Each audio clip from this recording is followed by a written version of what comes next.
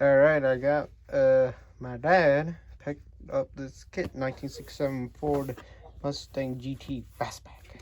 I built a 1968 Mustang, but not on YouTube. It was like my fifth model I ever built. Built it like almost 2 years ago. So my dad will be building this on the channel, and stay tuned for this. Who knows when he'll do it, but still got that Dodge Dom's Charger. I am in the middle of building that right now. I'm like halfway done through it. So he picked us up from Walmart today. Let me go grab the 68.